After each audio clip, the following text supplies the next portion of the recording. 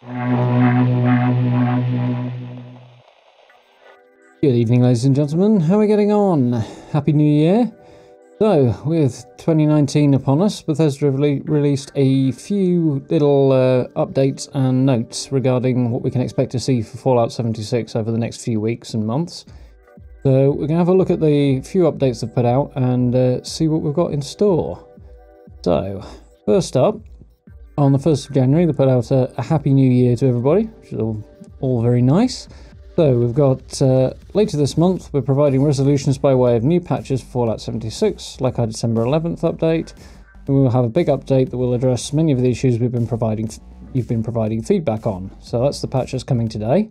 Full patch notes coming soon, which we'll have a look at in just a moment.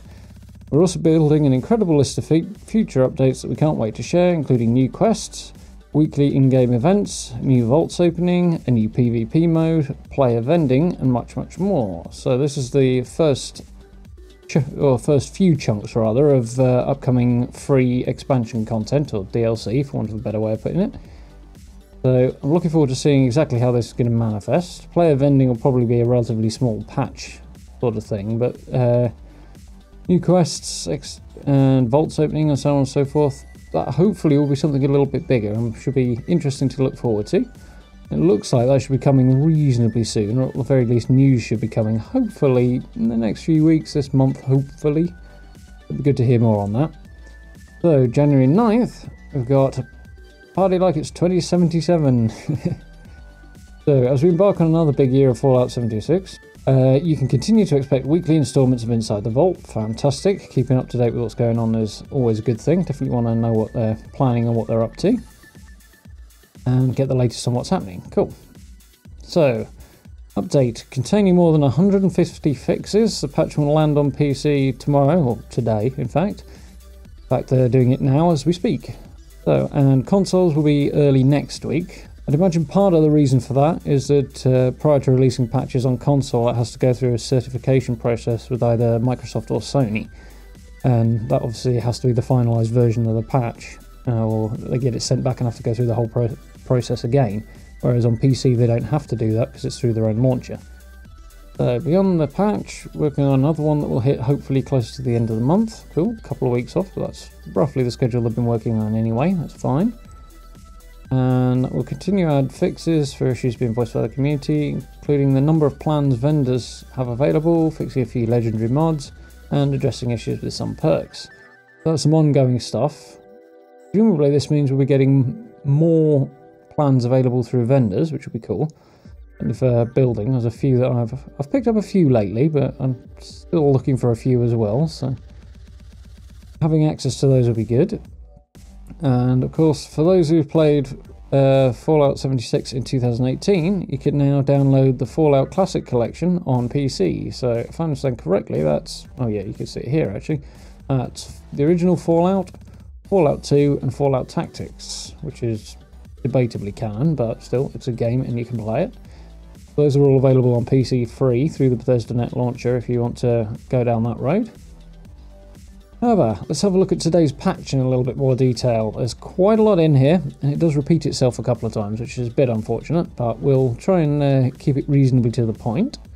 We're looking at 500 megabytes on PC, which is nice and small, that's good, and about 4 gig on console, which is less good. I'm not quite sure why this needs to be so big on console, but I assume there's reasons for it. So, general stuff. First up, power armor. Power armor light has been made brighter. That's something people have been asking for since everybody first got their hands on the game, which is, so it's good to see that. It was definitely a bit dingy and not very effective, so looking forward to playing around with that a little bit. Performance, several improvements, and stability, also several more improvements. Not particularly specific, but performance and stability improvements, always happy to see.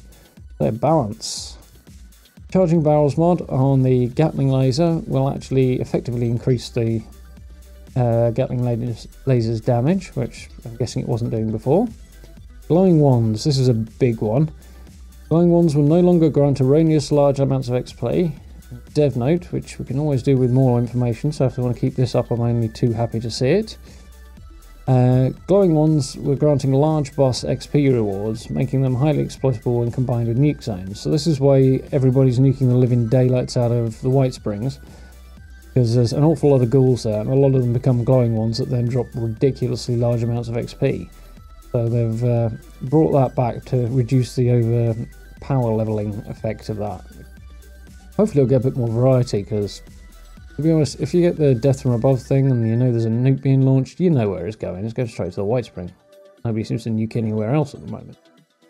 So, be good to see some variety, hopefully. Be happy to see that.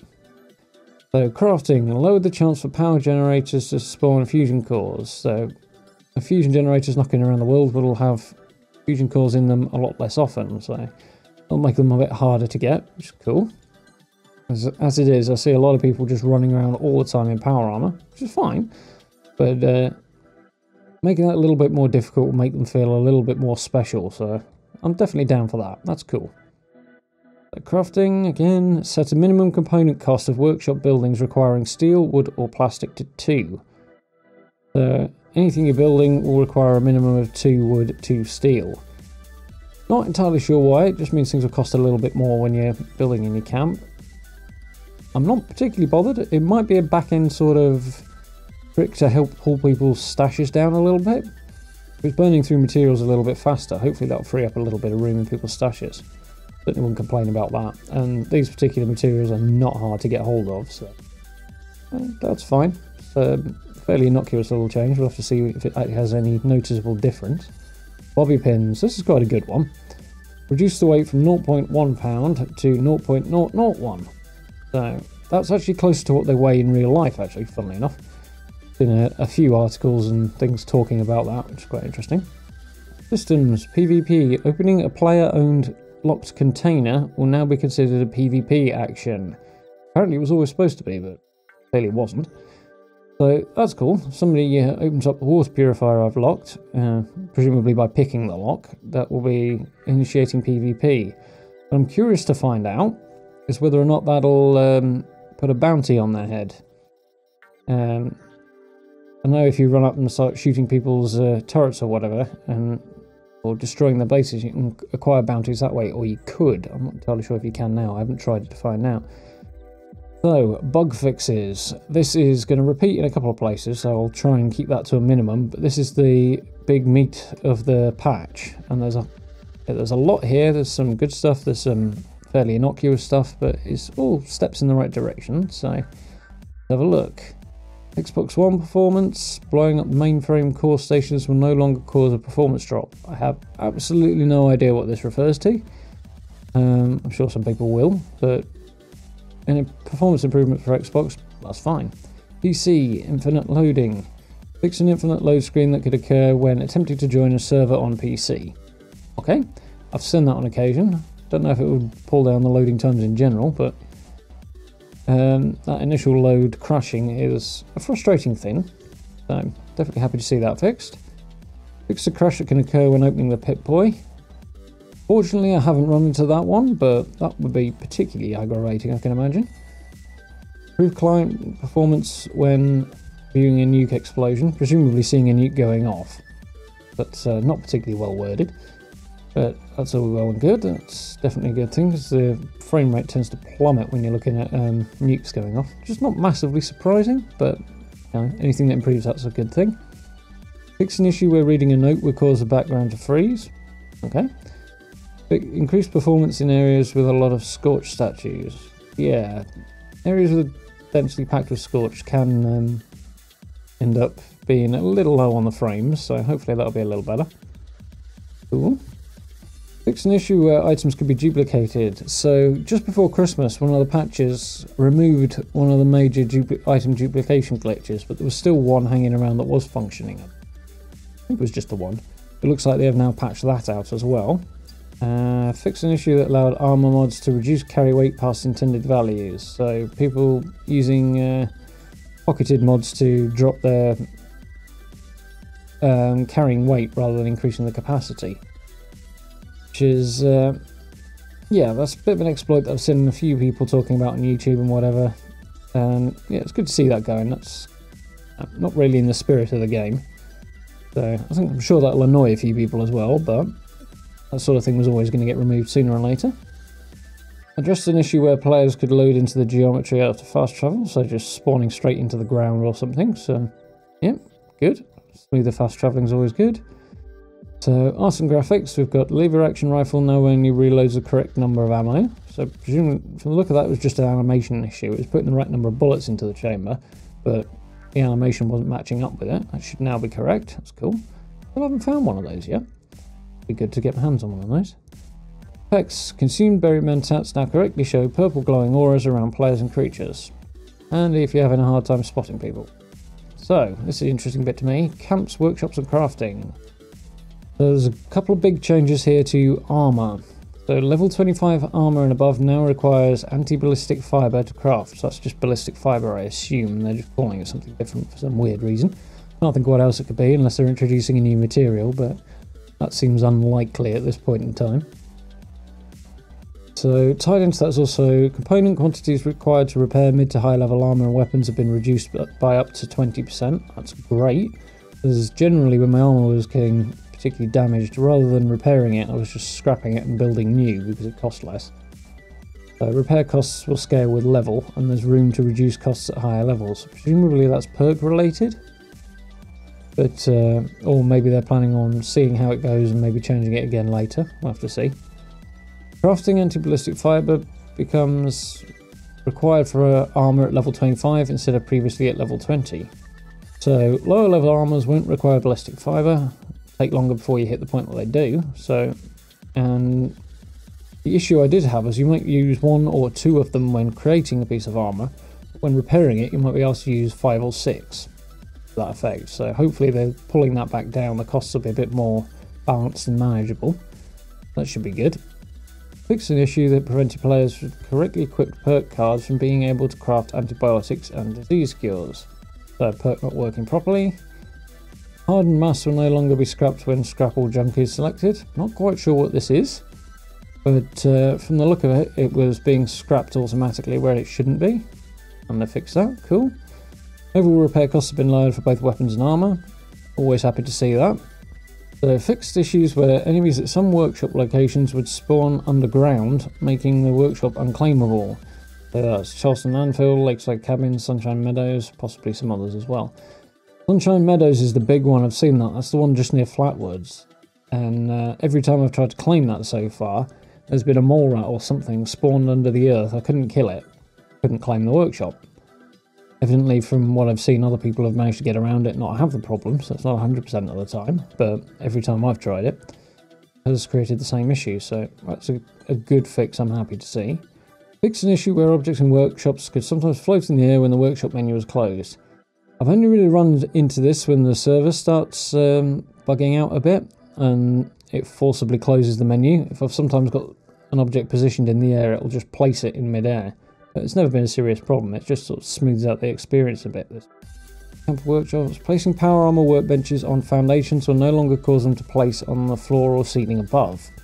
So I've had a few objects that have a habit of jumping onto the floor or the roof or wherever above if they're too close to it. Hopefully, I'm guessing it won't affect anything other than the power armor station, but at least those won't jump up a level when you don't want them to. I think it's probably because they're quite tall and therefore sit closer to the floor above. So that's probably why they'll be jumping up. Hopefully it'll ignore that tendency. Fix an issue that caused a not supported error when attempting to place tall or short post under a roof. Not quite sure what the ins and outs of this one will be. So hopefully it'll mean you can just support roofs directly on posts, so you can have them sort of, you know, as an outside roofed area without having to have walls attached. That would be good.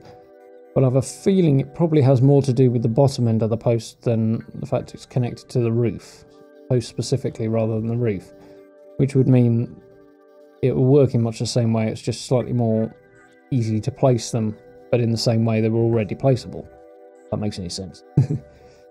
So I think that'll be a relatively small thing, rather than a profound change to that piece, but we'll have to see. Fix an issue where certain objects weren't able to be scrapped through the stored tab. Okay, you can end up with a load of stuff stuck in your crafting menu, your building menu, under the stored tab that you can't get rid of and just occupying space in your build budget. And that should be fixed now, that's good. Certainly with the small limits on build budget. Fix an issue where certain stored items obtained from claiming public workshops can't be placed again. Okay, not quite sure what that relates to, but again, it should smooth out the experience a bit, which is fine. Fix a visual issue with scrapping items in crafting menus. Okay, bit vague, but okay. Fix an issue where mods cost less steel than what's displayed in the crafting menu. And fix a display issue where an incorrect number of junk items can appear in crafting menus. That's just the actual cost not being reflected on screen in the number that you see, or vice versa. Challenges. Daily challenges. Fix several daily challenges that were not being offered on some days. Should now appear every day, presumably. That's like pick wildflowers, harvest mute fruit plants, etc, etc. Fix an issue that prevented some wildflowers from incrementing in the pick wildflowers daily challenge. Essentially they weren't working, so they weren't being credited towards the progress of the challenge. That should work better now, which is good. Weekly challenge. Fix an issue that caused weekly challenge complete quests and events in a group while at night to work during the day and only recognise events. So quests were being ignored and it was happening in the day when it's supposed to include quests and happen at night. Should work properly now. Sub challenge. 3 of these. Fix an issue that prevented certain photo mode challenges from completing. Fix an issue that prevented certain bobblehead challenges from completing. Fix an issue that caused the challenge to be marked as complete incorrectly. And for lifetime challenges, fix an issue where some lifetime challenges would revert progress after logging out.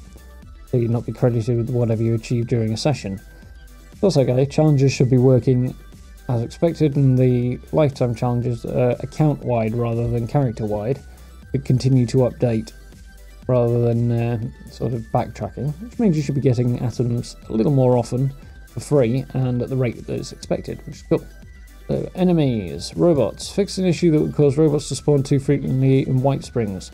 Saw this one just the other day. There was about 100 of them spawned right outside the entrance, and they were all shooting, and my frame rate just crashed down to next to nothing, so that was not fun. Fortunately, I wasn't trying to do anything apart from get in the door at the time, so could have been worse. But I'll be glad to see that fixed. Fix an issue where Wasteland Whisperer could affect Scorched. Doesn't make a right lot of sense given their hive mind. You'd think they'd be resistant to the pacification effect of Wasteland Whisperer, and now they are, which is what they should have been all along. You won't be able to use that on them. Shooting a Scorched in the leg will no longer break their weapon, causing them not to attack the player. I've seen a lot of times where I've gone to loot a Scorched and seen them with a broken weapon on them and wondered how that happened, but not really known. So evidently that's because I hit them in the leg at some point and it broke the weapon. Fix an issue where Scorched may be using invisible weapons or not appearing to fire their weapon correctly. I've seen a lot of that. They often don't function properly, so if they're going to animate properly and shoot properly, I'm definitely down for that. Weapons. Fix an issue that would cause plasma weapons, flamers, flamer mods, and weapons with explosive bullet mods not to do damage to other players and creatures. So they've tried to fix this before, clearly didn't go according to plan. Trying again now. Fix an issue that would cause players' existing power armor to sometimes appear stretched. Yeah, I think I've seen that. I've had a few memes about it. Characters just appearing all disproportional and unable to re-enter power armor. So that's definitely a much needed fix. Just several issues that would prevent players from exiting power armor and at times cause the Pip-Boy to become unavailable. Okay, good, so they should work better. Fix an issue that prevented the Gauss rifle from being identified as a rifle, so it wasn't, rifle perks weren't affecting it. Presumably that means no perks were. But that should now be functioning properly, which is good. Also means the gun is likely to get suddenly more powerful for people who are using it. Thing I want to find, I have to admit, I haven't come across any yet. Legendary hunting rifles will now drop as loot. Be happy to find that. Don't see a right lot of legendary enemies, a few, but less than I used to in Fallout 4. Legendary hunting rifles are something I might actually use, so even though they're a high enough level, but that would be quite cool to get some of those. Explains why I've not seen any.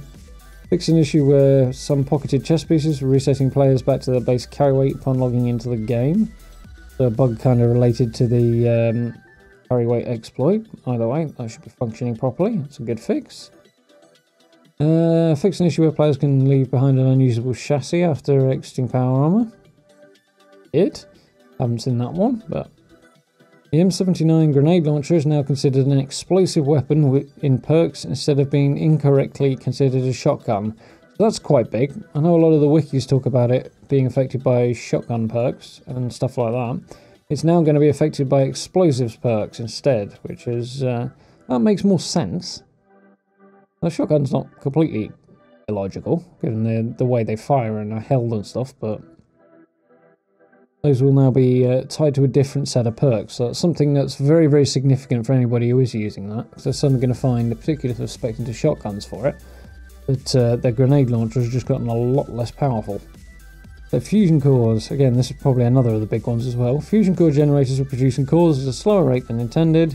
They're now back to 8 cores an hour. Presumably these are at the power stations when you reactivate them and aim the workshops at them. They'll now produce fusion cores at the rate intended, which probably makes this the most effective way of getting fusion cores if you want to run around in power armor a lot. Good. Backwardsman 2 now appropriately boosts tomahawk damage. Lilac eggs coming in 1s, not 2s. Fix an issue with several combat rifle automatic receiver mods were prevented from receiving automatic rifle perk bonuses. Okay, so perks should work properly for automatic combat rifles. Fix an issue where multiple weapons were able to be equipped at the same time. Not quite sure how that would manifest, but that's good. Firing 2 weapons at once, maybe. Either way, it's a good fix. Vampire weapon mod effect now works only when hitting living targets, so presumably no robots or anything like that will have their energy drained and your health replenished as you shoot them. So I found a couple of those, a crossbow, and I've got a vampire's black powder rifle, I think, which I'm going to have a bit of a play with soon, I think. Good to know that will only affect living targets and not robots. Fix an issue where power armor parts would display on top of previously equipped parts. That's a rendering issue. Fusion cores no longer replenish to full charge upon joining another world. Bit of a cheeky exploit there, so good to see that go. Perks. All night long now decreases hunger and thirst growth at night. Okay, well, doesn't quite make sense wording it that way, but okay, whatever. So that should be working properly. Overdrive was not increasing critical chance properly. Now it does. Quack Surgeon no longer allows for reviving hostile players. Why people are trying to revive hostile players, I don't know, but okay. Strange in numbers. Effects now scale properly with multiple teammates and without mutations. Okay, so that's just basically working the way it's supposed to. Refractor now adds 20 energy resistance instead of doubling it, which is the way it's supposed to work. Slightly bugged apparently. That also means your energy resistance is going to drop back if you were benefiting from that bug before. But probably a good balance fix. Fireproof reduces flame and explosion damage by 15% per rank. I would guess from the tone of that means it's gone up from 10 maybe, but I don't know. Happy Camper should function properly. Butcher's Bounty should not be able to trigger more than once on an already searched creature. Okay, fine. Homebody works as intended at a public workshop as well. Apparently it wasn't. Cool. And Party Boy or Girl affects active alcohol effects on the player. So I'm guessing the implication there being that it wasn't affecting the player if you already had the effect active, only if they became active afterwards. Whereas now it will affect existing ones as well. Social. Blocking a player now mutes their proximity chat. Makes sense. Not really a bug, but a good change. Number of trading things. Fix an issue where players could view another player's inventory before they can respond to a trade. Yeah, that's odd. Okay. No longer let trades occur before the requested player has consented. So basically you can't pinch things off people who haven't agreed to it. Fix an issue where voice chat would not always function properly on exiting Atomic Shop. Fine. Some sounds in the Atomic Shop are now functioning correctly where they weren't before. That's good. Simple little thing. Finally, user interface. Players will no longer receive a pop-up for the Atomic Shop when respawning for the first time. Okay. 21 by 9, there's a couple of resolution fixes here. No, that's just the one actually. Perk pack opening on screen now fills the whole monitor, rather than just not quite making it. Atomic shop players now. Players in the atomic shop, when the atomic shop is taken offline, will be notified and taken back to the main menu. Okay. Makes sense, rather than just being booted, I suppose. Or trying to buy something in it not letting you because it's no longer online. PC field of view. Fixed an issue with scoped weapons zooming incorrectly when the default field of view setting has been changed. Yeah, don't know whether that means they weren't zooming in as far as they should, or they were zooming in further, but it should function correctly, that's good. And fixed an issue where PvP prompt would appear repeatedly while same players engaged in combat with each other. So constantly getting the prompt appearing wouldn't be an issue anymore. Okay, so that was a massive gear patch. Lots and lots of little fixes, most of them relatively minor. There's a few things in terms of armor crafting and repairing weapons and armor that have got a bit cheaper. That's definitely good. And a few things in the workshop that should be a little smoother. Fusion cores will be a little harder to get your hands on. That's fine, it should hopefully balance things a little bit more. And I think that's most of the big stuff. Beyond that, it's just little fixes, little bugs, things to smooth things out, and a few quests that weren't working properly should now work much better. So yeah, assuming it works as intended, as always, should be a good patch. Beyond that, not much about upcoming new content being released at the moment. I'd imagine they're on the cusp of telling us more about that. They have been promising it in the early part of the year. Heard some speculation that it'll follow a similar pattern to Fallout 4, which will be March. But judging by the tone of the earlier releases Bethesda have said, things that they've said so far, I think we'll probably be hearing about it sooner than that. So we should have some details hopefully in the next few weeks, which will be cool. So thank you very much for stopping by. I hope you found that useful, and it's illuminated a few of the issues and a bit of what's going on with Bethesda and the game at the moment. For now, thank you very much for watching. If you enjoyed, you know what to do by now. Social media links, as always, just down in the description. Should be on screen about now as well.